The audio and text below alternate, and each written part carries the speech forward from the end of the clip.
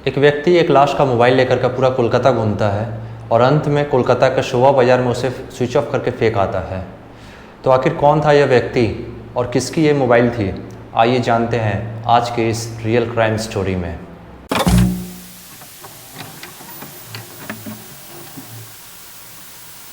कहानी है 11 मार्च 2024 की। कोलकाता के बालीगंज एरिया में एक बिजनेसमैन हुआ करते थे। उनका नाम था भव्य लखानी। इनके परिवार में इनके माता पिता, इनकी वाइफ और 2 छोटे बच्चे थे। इनका फार्मा का बिजनेस था और साथ ही में ये स्टॉक मार्केट की ट्रेडिंग भी करते थे। ये सुबह 9:30 बजे से लेके 1 से 2 बजे तक स्टॉक मार्केट की ट्रेडिंग करते हैं और उसके बाद में अपने फार्मा के बिज़नेस में लग जाते हैं। इनकी फार्मा के बिज़नेस एक काफ़ी स्टेबल बिज़नेस थी, इसी की वजह से ये दिन के 3-4 घंटे भी टाइम देते हैं, वो इनके लिए इनफ था। अब चूँकि ये फार्मा के बिजनेस करते थे तो इनके तमाम फार्मा के बड़े बड़े मैनेजर के साथ में इनकी लेन देन थी। इन्हीं में से एक मैनेजर होते हैं जिनका नाम होता है अनिर्बन गुप्ता। ये कोलकाता से करीब 25 से 30 किलोमीटर दूर रहते थे, नॉर्थ 24 परगना में। लेकिन अनिर्बन गुप्ता जिस फार्मा कंपनी में मैनेजर थे, उन्हें कुछ वक्त पहले ही निकाल दिया गया था और ये बात भव्य लखानी को पता नहीं था। भव्य लखानी आज भी उनसे लेन देन करते रहते हैं, आज भी मतलब 11 मार्च 2024 तक। अब लखानी गुप्ता से कहते हैं कि मुझे अपना बिज़नेस को एक्सपेंड करना है, तो तुम किसी अपने सीनियर मैनेजर से मेरी बात करवाओ या एक मीटिंग फिक्स करवाओ।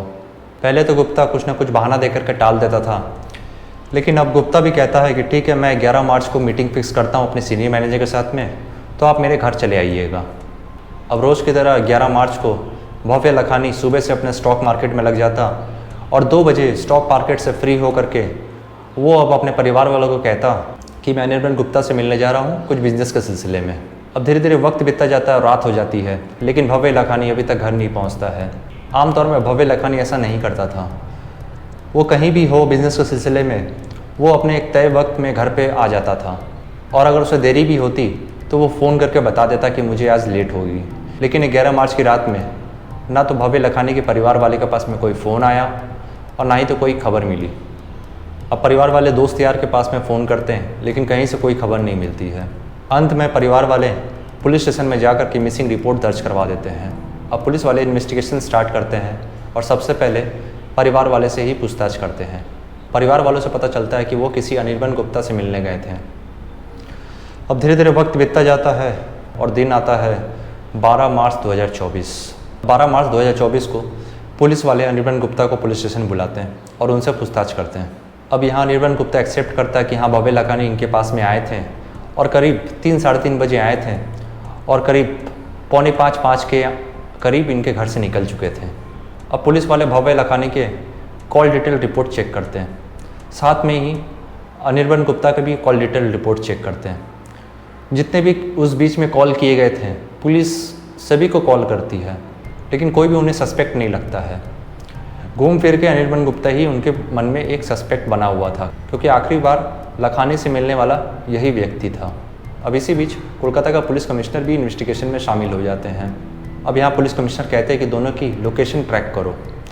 अब लोकेशन जब ट्रैक किया जाता है तो पाया जाता है कि अनिर्बन गुप्ता का लोकेशन उसका घर बता रहा था और भव्य लखानी का लोकेशन कोलकाता के शोभा बाज़ार बता रहा था, वो भी शाम के करीब 6:30 बजे। 6:30 बजे के बाद से उनका लोकेशन और कहीं नहीं दिखा रहा, बल्कि शोभा बाज़ार दिखा रहा है।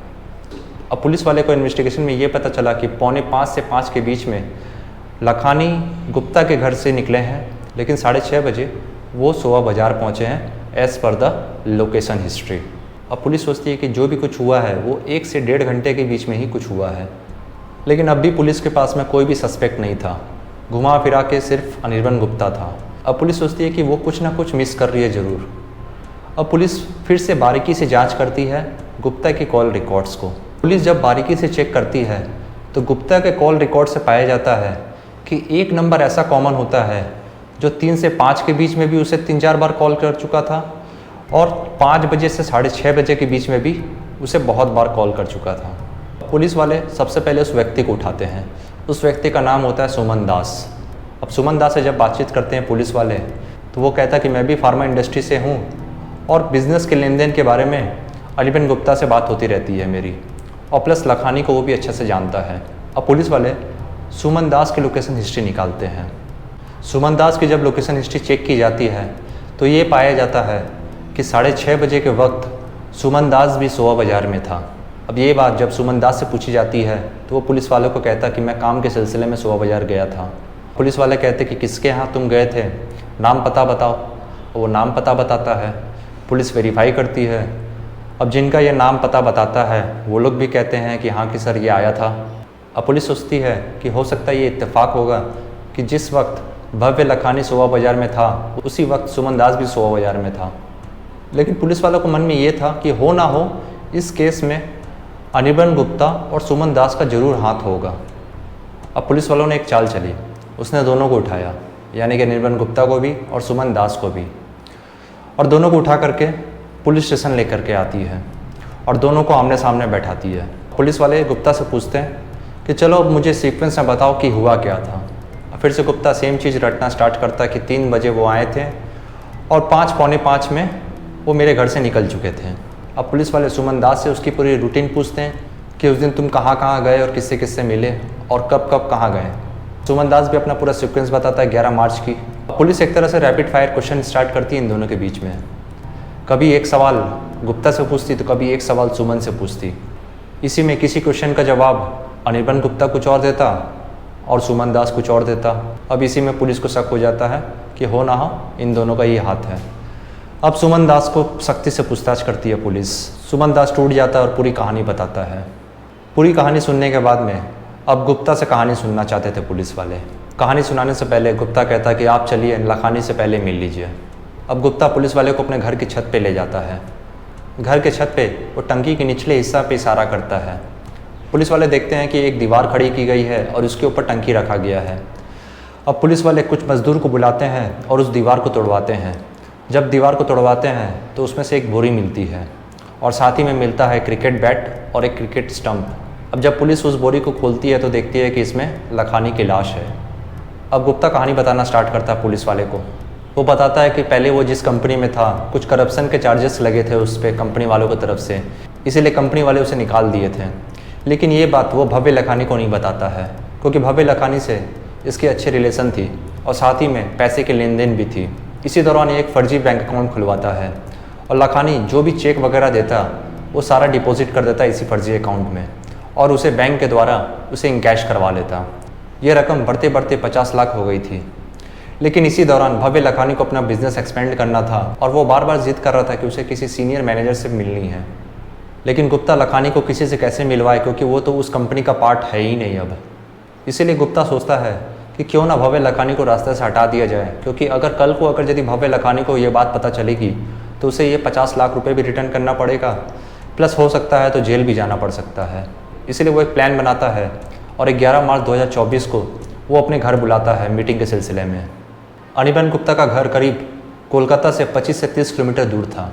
जैसे ही 11 मार्च की दोपहर को भव्य लखानी गुप्ता के घर आते हैं, गुप्ता और सुमन दास मिल करके पहले भव्य लखानी के सर पे वार करते हैं बैट से, फिर स्टंप से वार करते हैं और वो जब देखते हैं कि ये मर चुका है तब वो एक बोरी के अंदर इसे बंद करके अपने घर के छत के टंकी के नीचे इसे दफना देते हैं। अब यहाँ गुप्ता को ये भी शक था कि भव्य लखानी का लास्ट लोकेशन उसका घर बताएगा, इसीलिए वो सुमन दास से कहते हैं कलकत्ते के कहीं दूर पे ले जाओ और इसे स्विच ऑफ करके फेंक देना। यहाँ सुमन दास फ़ोन लेकर के कोलकाता में तमाम जगह घूमता है और घूम फिर करके सोआ बाज़ार एरिया में ये स्विच ऑफ करके उस मोबाइल को फेंक देता है।